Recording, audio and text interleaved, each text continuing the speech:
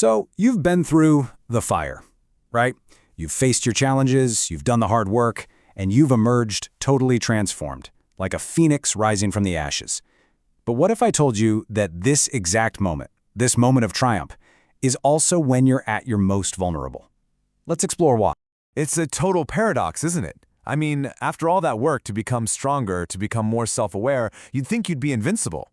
But that very feeling, that sense of having arrived, well, that's what creates a brand new, dangerous blind spot that can undo every bit of your progress.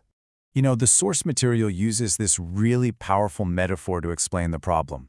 It says that the very moment you rise from the ashes as a phoenix, the peacock, that symbol of pride and performance you thought you'd left behind, it's just waiting for its chance to sneak right back in.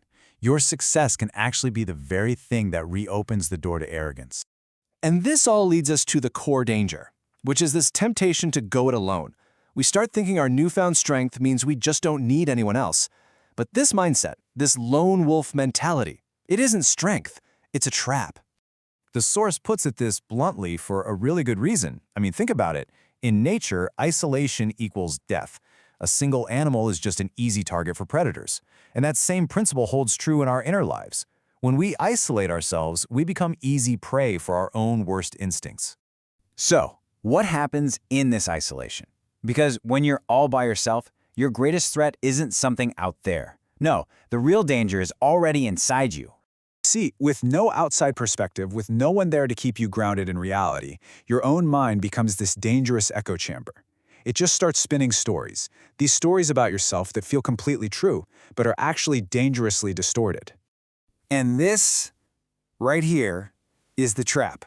Your isolated mind just swings between these two crazy extremes. One day, the peacock is in full display, and you're thinking, I've got it all figured out, I'm the best. And the next day, you're the absolute worst, a total failure. Neither one is reality. They're both just illusions, and they're fed by being alone.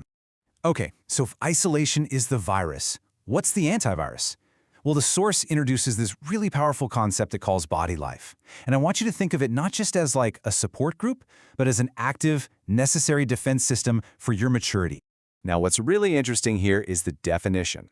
The source uses the term body life, or jiti lien ha in the original text, to describe this community. And it's not just about hanging out with friends. It's a community of mature peers, other people who are on the same journey, who literally act as a protective firewall. Their job is to keep you honest and connected to what's actually real.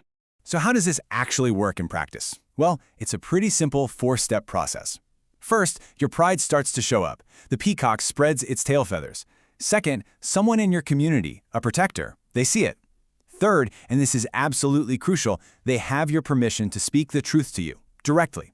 And finally, that truth pulls you out of that performance mode and brings you back to just being real, to being authentic. And that truth, it can sound just like this. It's not a personal attack. It's a loving correction. Just imagine a trusted friend saying this to you. It's direct, it's super clear, and it's exactly what you need to hear when your ego starts taking over. It's a gift, really. And if you're still not convinced, the source offers a pretty startling timeline. It says that any hard-won maturity can basically evaporate in as little as 3 months without a community of truth-tellers. That's just how fragile our growth is when we try to do it all alone. All this leads us to a fundamental reevaluation of what strength really is.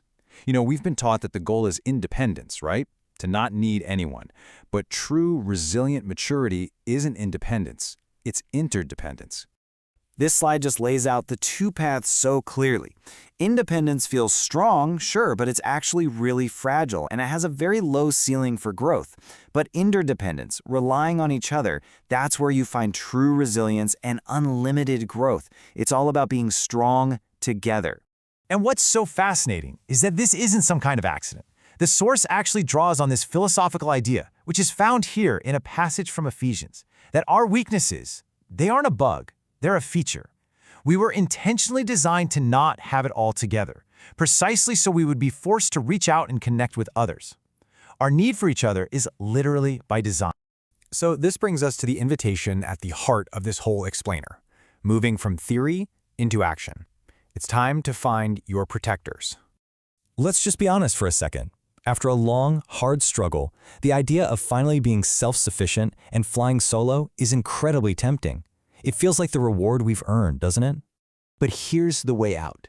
The goal isn't to fix our image or to understand more theories. True maturity actually begins the moment we stop performing and start living more authentically. And that kind of authenticity, it's only possible inside a community that's built on trust.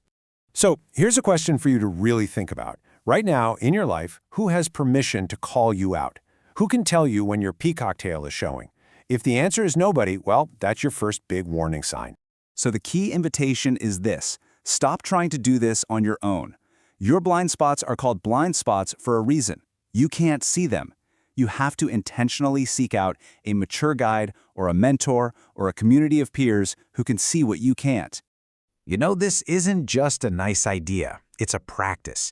And we really want to invite you to practice this with us. If any of this is resonating with you, visit me2us2we.info to connect and learn more about how you can build this kind of authentic community in your own life. We'll end with the bottom line. True strength isn't flying solo. It's knowing you have weaknesses and choosing to live in a community that keeps you real. Because if no one around you dares to tell you the truth, you are already in danger. Your solo flight is already on its way to a fall. Thanks for joining us.